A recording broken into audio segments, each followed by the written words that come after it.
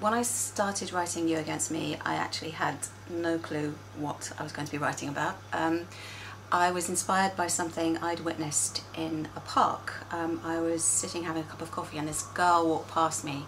She was about 16 and she was being followed by a much larger group of boys about the same age, and they were taunting her because allegedly she'd had 7 boyfriends in one school term. And when she turned around and said to these boys that one of them had had more girlfriends than this in the same time, they all laughed and said because they were guys that made them players, and it wasn't the same thing. And I watched her leave the park and I felt really angry. I thought that nothing had changed since I was at school, when girls were expected to suppress their sexuality and boys were encouraged to express theirs. And so I started writing about that girl, and I used a technique called free writing, which is a bit like improvising in theatre, where you just throw thousands of words at a computer and you don't look at them, you don't read them, you try not to let the critic sit on your shoulder and tell you they're rubbish, and eventually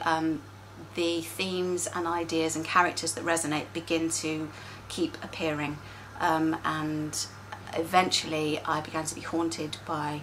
a seaside town. The fact that this girl who I was writing about, her name was Karen, said that something terrible had happened to her,